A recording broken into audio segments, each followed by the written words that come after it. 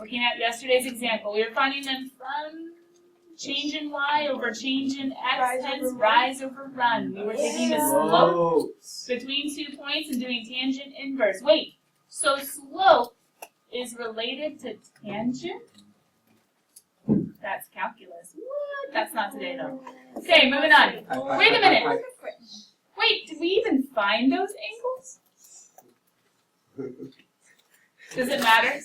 No. No, because they're the exact same expression will be the exact same angle, so we'll be good. Okay. So, oh sorry. Were they equal? Yes, with a little exclamation point in a circle. Now what are we doing? We're talking about another way of expressing vectors. We're talking about another way of expressing vectors called component form. Now, in component form, I want you guys to go ahead and do the following. Label this R and this S with points. Let's label this R and this S with points. Now, I'm going to keep it general, even though it could be specific. Oh, is this frozen? With points. Let's go ahead and name him with, let's see, this is the initial point. Question, how do I know this is the initial point? It's where it starts from. Yeah, it's where it starts from. It starts from the R and goes towards the S. Let me go ahead and full screen it to make it a little bit bigger. Emphasis on the little bit. So then what's the S going to be called?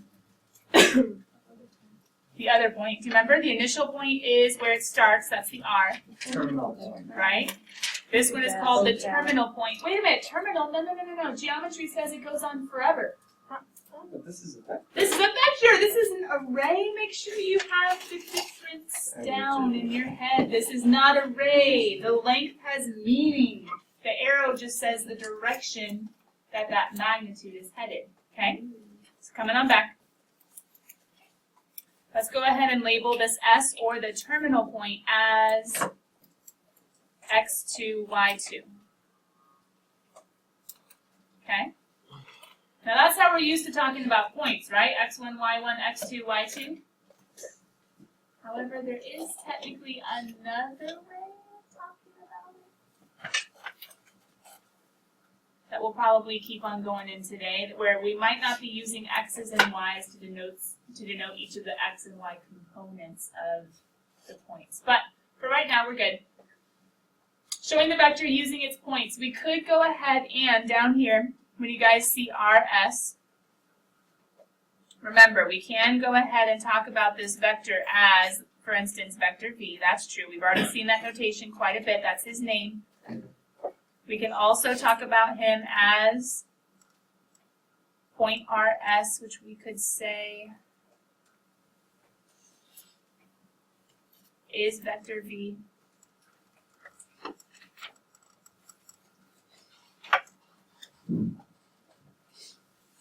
With point R being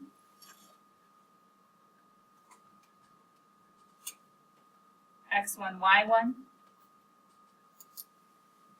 and point S being, let's see if I can get over here, hold on, that's a little messy.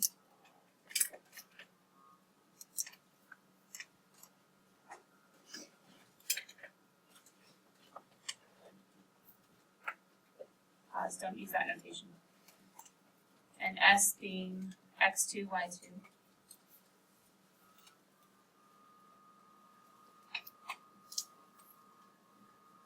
So when we go to find our magnitude of our vector, it'll be our magnitude of each of the points. And we can say that will be what we already used on the page before, so I didn't expressly put it. x2 minus x1 squared plus y2 minus y1 squared.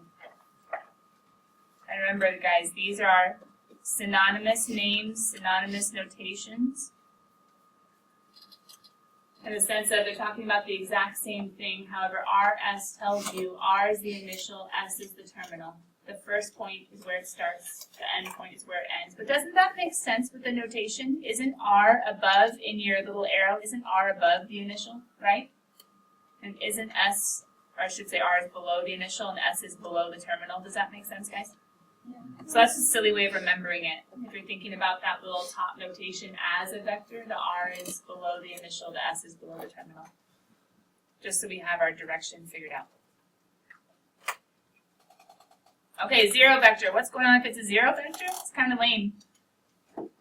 But a zero vector, the vector is equal to 0, 0. I'll introduce you more to that notation in just a little bit. But basically, the vector doesn't go anywhere. It's kind of lame. Yeah, it's just a point. It's a vector with 0 magnitude. It doesn't go anywhere. Unit vector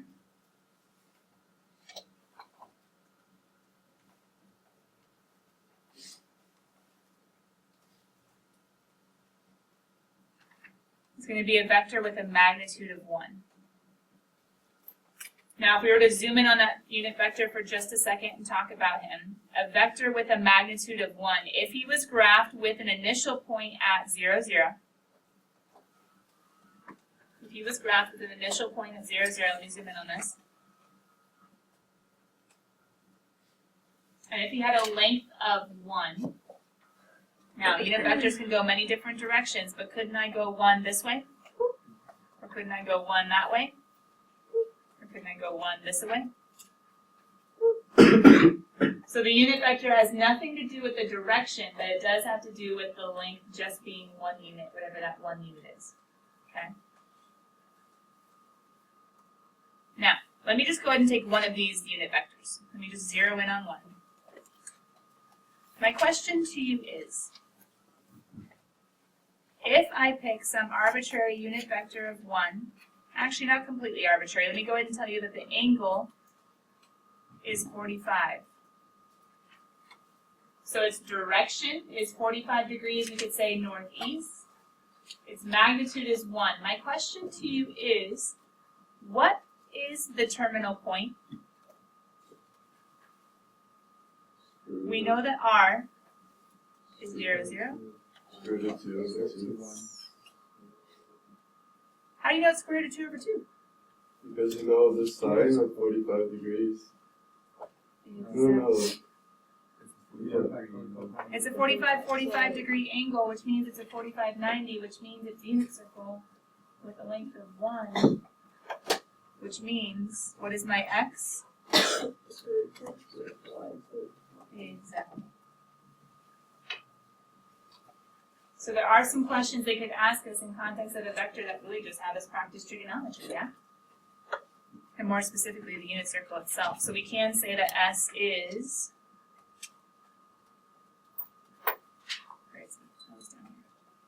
square root of 2. Square root of 2. And so let me show you another notation, which I kind of introduced to you with the 0 vector. Another way of explaining or expressing this unit vector that I showed you is we could call this vector v, and vector v could equal, in component form, square root of 2 over 2, square root of 2 over 2. Now, what do these little side carets mean? What do they show? They show if the vector is centered at, or when the vector is centered at 0, 0, you're going to go square root of 2 over 2 over, and square root of 2 over 2 up.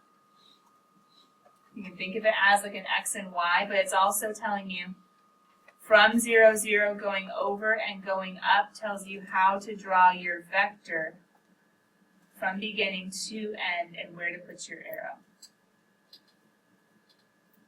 So that component notation I showed you with the side carets, it tells you, okay, if the vector is centered at 0, 0, those little side carets say go to the right or go positive root 2 over 2, go up root 2 over 2, and then draw your vector to be the connection of, or the, yeah, you can say that, the connection from the beginning to the end of that movement, okay?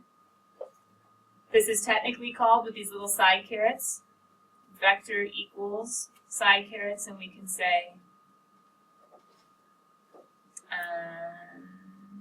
for right now, let's just say A and B. This is one way of showing a vector in components.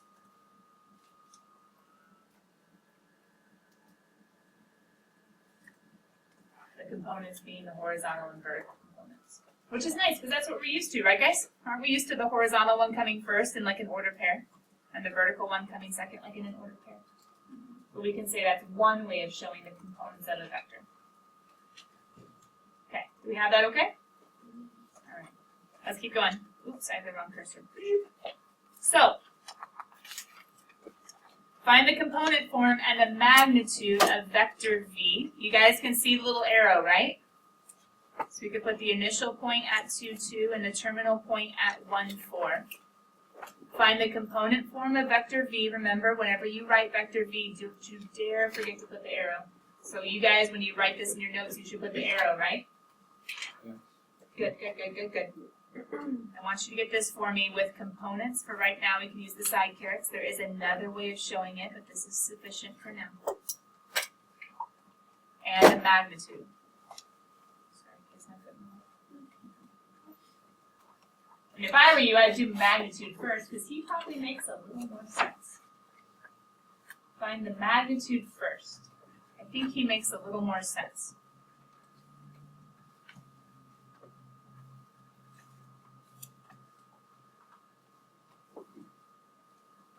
Let's switch the order. Let's do the magnitude first.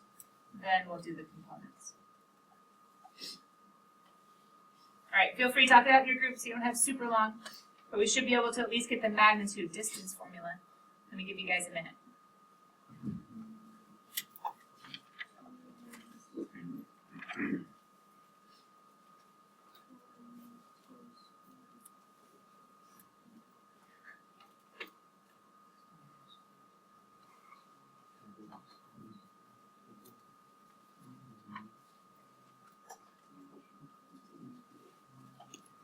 Has anybody gone to bed?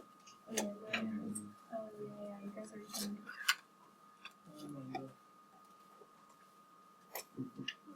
You guys scared her off, huh? Yeah. Okay. She said.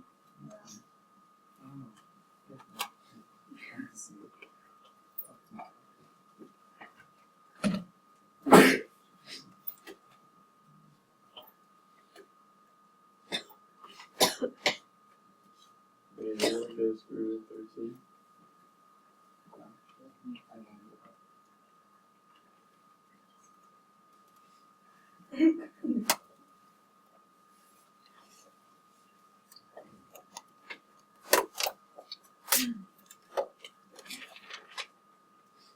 Alright, so far, magnitude. Screw it, 13. Square root of 13. Did anybody do the triangle way? No? I mean, I kind of looked at it like a child. Kinda, because you have 2 this way, right? And then how much do you have to the left? 1, So what's the change in x's? 3, And then the change in y, you have 2 up. And then you have 3 and then 4. You did times. So then 2. Can't we just do square root of 2 squared plus 3 squared? yes. Nice. So then magnitude ends up equaling 4 plus 9 is, you guys got it, 13. Okay, good. We have half of it done. Oh, well, stink. How do we do component form? It says, I said component form, you gotta start at 0, 0. But this isn't at 0, 0, is it? Well, stink. Okay, so if we were to put it at 0, 0, let me zoom out just a little bit. If we were to put it at 0, 0, do you guys remember how I said that vectors can be shifted and translated around without changing their value as long as you keep the magnitude and direction the same? So question, couldn't I have this written down, couldn't I trace this vector, and then couldn't I move it? I'm moving too much. Hold on, let me try again.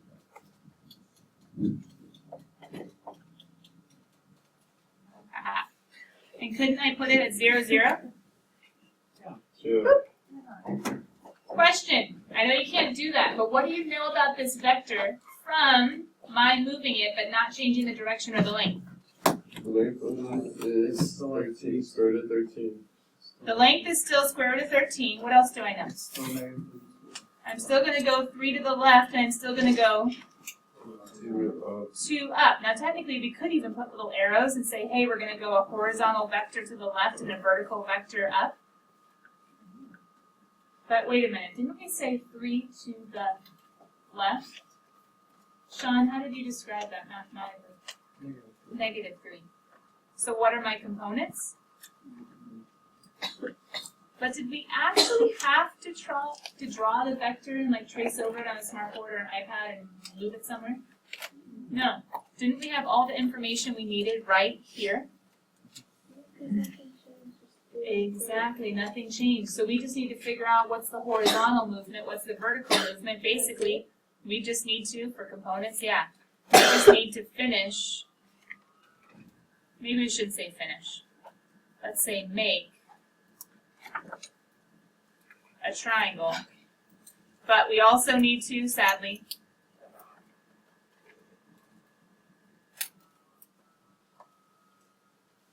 pay attention to the signs. Does that make sense?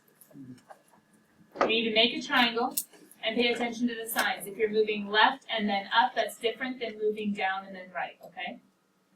The direction is important, so we have to be careful that we track our movement very carefully in the sense of, hey, we're moving in this one, we're moving left, and then we're moving up. That's why we made this a -3. And some of you guys might have thought we made it a -3. Actually, that was a tick mark on the y-axis, but either way, it worked out pretty well. So we have the components, horizontal change, vertical change from the end, or I should say from the initial point to the terminal point, from start to end. And then we have the magnitude. Any questions on either parts of these? You okay? Is this an ordered pair? Not exactly. Because do you see 3, 2 in either of these points? No. It's not an ordered pair. I mean, it kind of is if you switch it around, right? Down here it's an ordered pair. But what is it instead? A description of the movement. From the terminal point, I should say from the initial point to the terminal point, we're going 3 left and 2 up. Okay? Let's keep going. Vector operations. Now it's about to get exciting. If any of you guys have heard of a dot product, we're getting there. So that would probably just be good. Sorry, bud.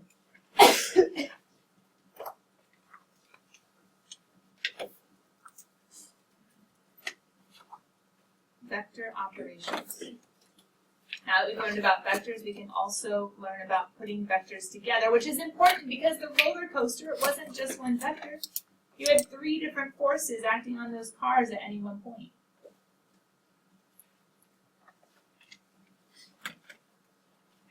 Let me get that headbutt out. Earbud out. That's funny.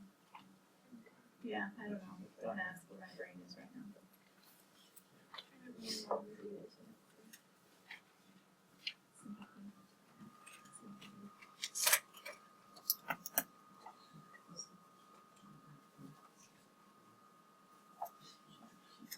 Do you guys notice the component form with the side brackets, or the side carets? Sorry, they're not brackets. The side carets? Okay. So, could we label some stuff down here in our diagrams based on the letters they give us? But wait, pause. Whoa. Have you guys correctly noted your vectors? Ooh. Yeah, you know Did I us. catch ya? Yeah, you know. You can't write in bold. Don't try to. And the bold has meaning. The bold has meaning. Vector V and vector U and V. So here's vector V. Here's vector V. Here's vector U. You guys see them all?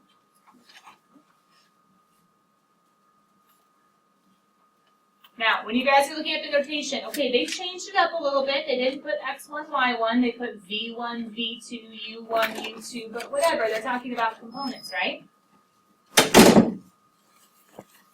With v1 and v2. You guys are probably still writing.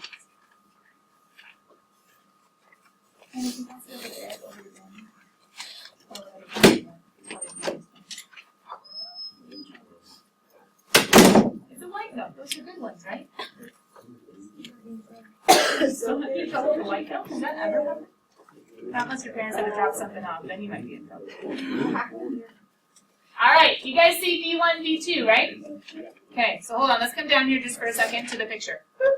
Pretend it looks like an arrow, because it doesn't look like an arrow. Alright. V1, he was the first part, true?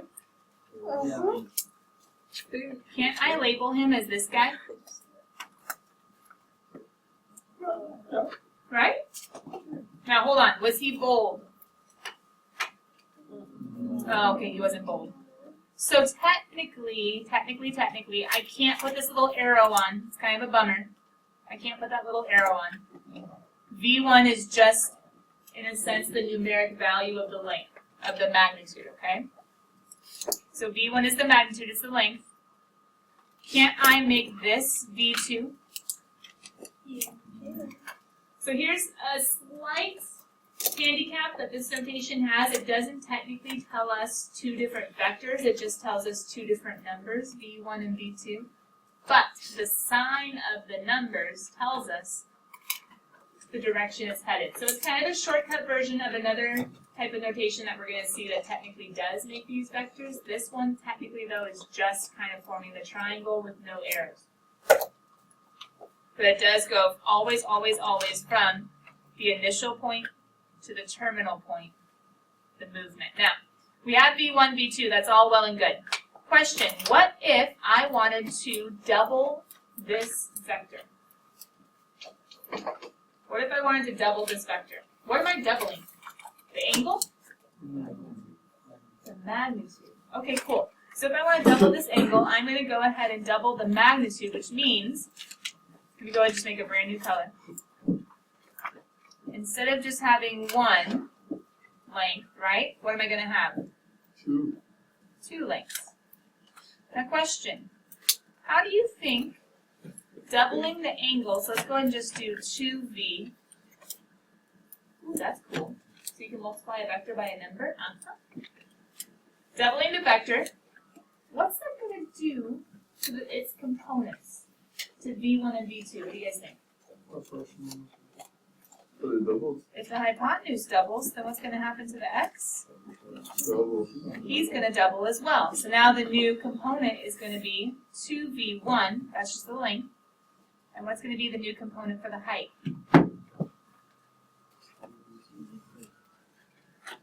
Kiddos, that's exactly as hard, oops, I zoomed out a little too much, as scalar multiplication gets. What do I mean? If you multiply a vector by, say, k being a constant, all we got to do is just multiply the components by k as well. Now, I'm not going to say distribute, but it's kind of similar to distribution. It's not technically distribution, that's when you multiply across addition or subtraction of an algebraic expression, but it's kind of like distribution, isn't it?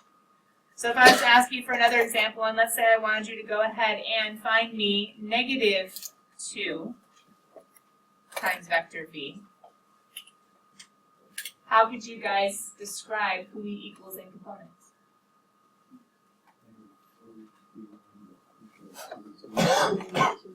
Steve, are we gonna have to know similarities? Say it one more time. Are we gonna have to know similarities? Like from geometry? Oh, like similar shapes?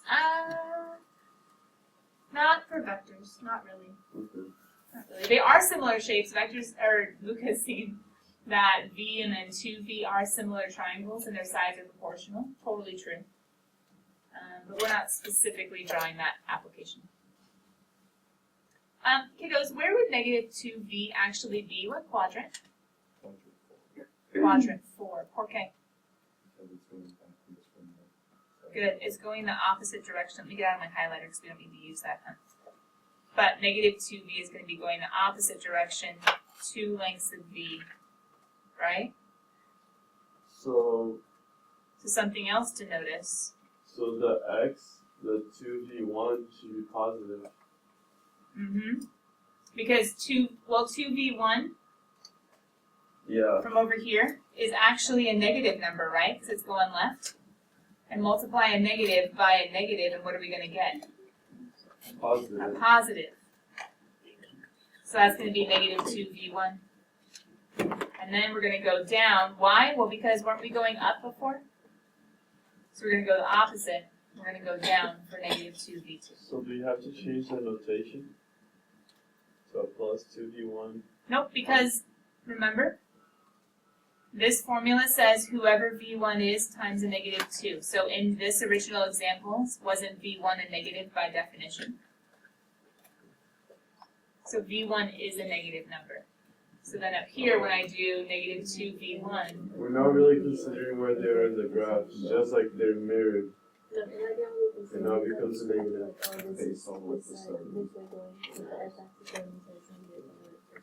Yeah, but then the 2v1 should be negative in the green. Well, no, because that's stating that you're augmenting by the number 2. That's why I'm Since saying v1. we're not Can I say looking where it this? is in the graph. how about this? According to my example from down below, v1 is negative and v2 is positive.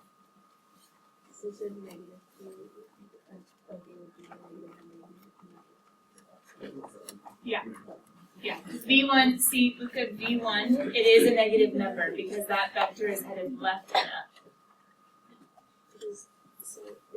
You see what I mean? Oh, it v1 makes is sense. negative. And then you're gonna have a negative. The negative 2 times a negative will be a positive, yeah. So I'm not saying, look at this guys, I'm not saying that this is a negative number at the end. I'm saying v1 who is negative times a negative makes the positive, which is why it's headed right. Does that make sense? Gotcha. And then v2, because of my picture over here, v2 is a positive number since there's movement up. A positive number times negative 2 will result in it heading down. So good observation, Luca. You just had to realize v1 and v2 were assigned signs. Now, vector addition, what's going to go on with that? This one gets a little bit crazier, but it's very helpful for, once again, physics, because usually there are multiple forces working at once. So what if we have two different vectors, u and v? Now, in the picture, do these look like they're working together? U and v? No, they're kind of separated. So we really have two different options for vector addition. Let me show you the right way and then let me explain the wrong way. If we're allowed to move vector u, let me make, let's see, I don't have an orange, but I have, do I have an orange? Oh, I do have an orange. There we go. Okay. Vector u, right now he's kind of apart from vector v. I could bring him back to the center. Is that approximately vector u? Approximately. I could move him back to the center, but technically, you guys might not realize that these are not working together. These are not working together right now. This is great for a picture. If, for instance, we had some little guy who, how could this be happening? Okay, don't write this down, just focus for a second. If I had a car on a hill, we could say on an inclined slope. Let's pretend the car is a box, but he has little wheels. Okay. If I have a car, question, gravity is trying to pull him where? Down. True. But hold on, don't you also have a force that's trying to pull him along the slope itself? Right?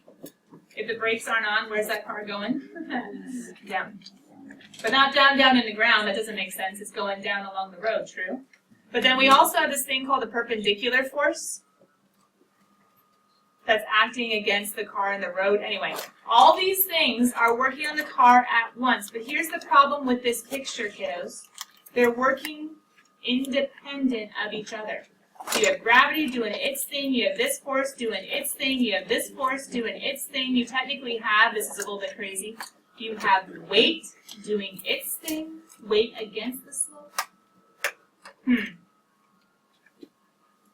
We need to, in physics, take all of these and put them all together and say, what is the combined effect? And the combined effect is what I'm about to show you with vector addition. But the problem is, even though this moving u there is great for a picture to say, hey, they're working together, it actually doesn't denote working together. Instead, what it denotes is working separately. To have them work together, we need to move the u to where we can see the combined effect of v put together with u. Of starting with an initial point of v, going to his ending point and then saying, hey, we also have this u working as well. This is how to make vectors work together, which involves some rearrangements happening. But once we have these vectors working together, then we can say, how do we do vector addition? We say, what's the overall result? And here's the crazy thing. The math is easy. The picture is hard. The math just says, how do we do vector addition? It's as easy as it looks. How do we find u plus v? Find the distance of both, and then you add them. Aha. Good. Way to catch the error. Hold on. Wait. What should I change it to? The math is easy. The picture is hard. So we started with the picture. We'll work on the math some more tomorrow. Kiddos, we're partway there. We'll finish it up tomorrow. Good job today. See you later. I did a different color, didn't I?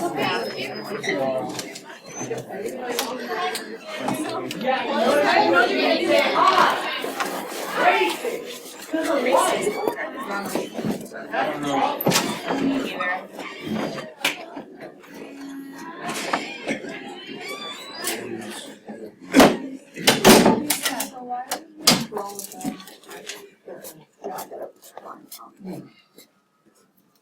Because it shows. Well, we don't need to use it for the math, but in physics, you have to be able to show it or recognize it correctly. Does that make sense? So I'm just showing you guys how mathematically it works with just adding, but how graphically it looks as well. So we don't need actually to draw that. Not for the math. But in some of the problems, they might tell you things and you put it in a picture and then you have to rearrange. Like you could actually, Ella, use protractors and like rulers to get it perfect and you'd be able to find the answer without actually doing the math. So it does work both ways. Don't worry, we'll talk about it more tomorrow. Don't worry, we'll talk about it more tomorrow. The picture is hard, but it's more practical for like physics, that's why. But you're right, the math is way easier, so we can do that for right now. Thank you, Miss. You're welcome. Bye, kiddo.